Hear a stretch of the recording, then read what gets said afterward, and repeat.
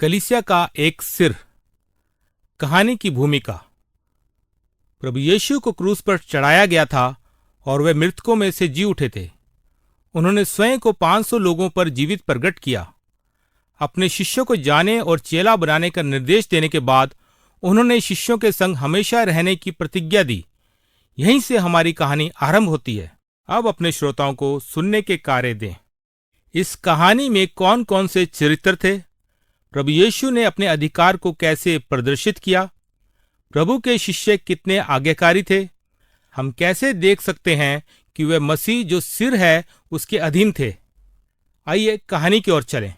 प्रभु यीशु की क्रूस पर मृत्यु और मृतकों में से जी उठने के बाद 40 दिनों के दौरान उन्होंने बिना किसी शंका के प्रमाणित कर दिया कि वे जीवित हैं।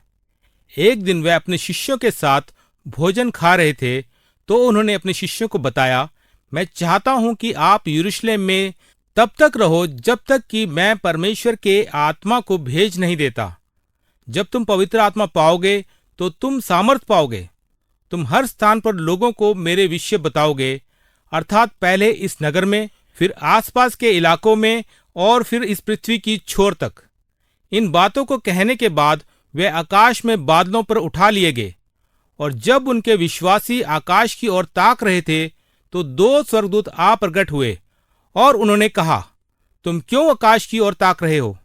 यीशु एक दिन इसी तरह से वापस आएंगे जैसे वह गए हैं।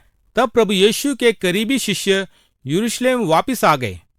वह वहां पर रहे और मिलकर लगातार प्रार्थना करते रहे। जैसा उनको परमेश्वर के आत्मा की प्रतिज्ञा दी गई थी उसके लिए प्रतीक्षा की, जैसे प्रभु यीशु ने उन्हें करने की आज्ञा दी थी।